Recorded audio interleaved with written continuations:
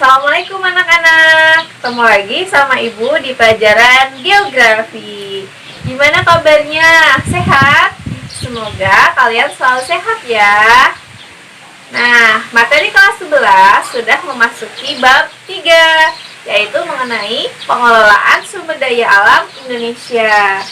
Nah, ini ada kompetensi dasar yang harus kalian capai. Di video kali ini, Ibu akan menjelaskan mengenai klasifikasi sumber daya alam. Sebelum membahas mengenai klasifikasi sumber daya alam, Ibu mau tanya dulu, apa itu sumber daya alam?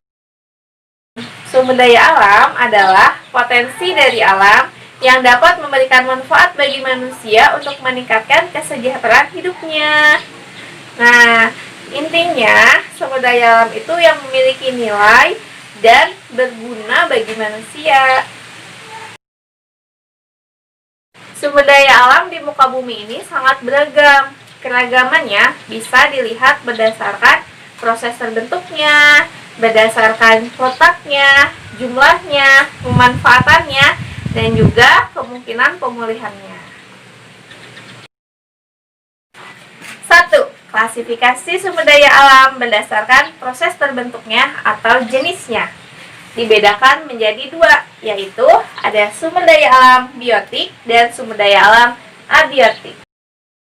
Sumber daya alam biotik atau hayati adalah sumber daya alam yang terbentuk berdasarkan proses berkembang biak.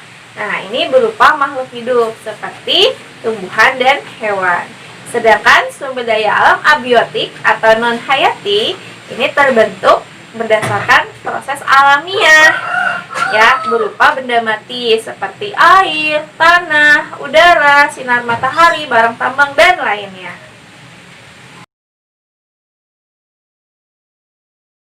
Dua, klasifikasi SDA berdasarkan letaknya. Dibedakan menjadi 3. Ada SDA yang berada di daratan atau terestrial, contohnya ada tanah, batu, flora fauna, dan lainnya. Kemudian ada SDA akuatik, yaitu yang berada di perairan, contohnya ada ikan, mutiara, dan lainnya. Yang ketiga ada di udara, contohnya sinar matahari, udara, dan angin.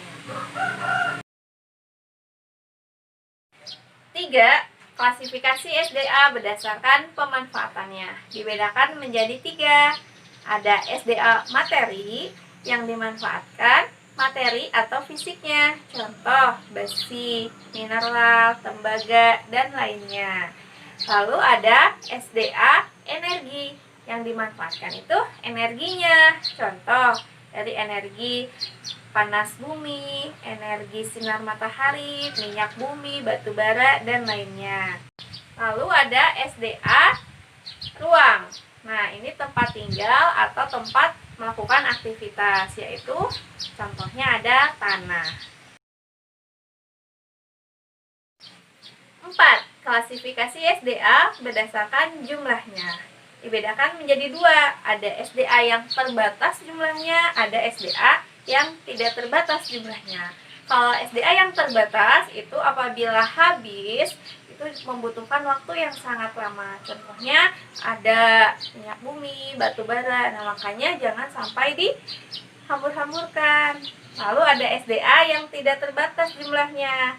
Ini apabila habis itu bisa tersedia kembali. 5. Klasifikasi SDA berdasarkan tingkat pemulihan atau sifat kelestariannya. Dibedakan menjadi 3. 1. Ada SDA yang bersifat kekal atau sustainable resource.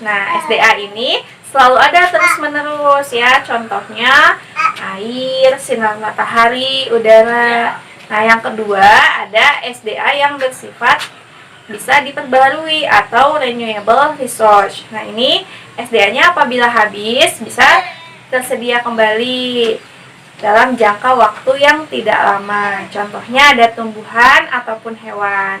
Yang ketiga itu ada SDA yang tidak bisa diperbaharui atau unrenewable resource. Nah, SDR ini sulit kembali ya, sulit adanya lagi gitu karena membutuhkan waktu yang sangat lama. Contohnya ada barang tambang atau bahan galian.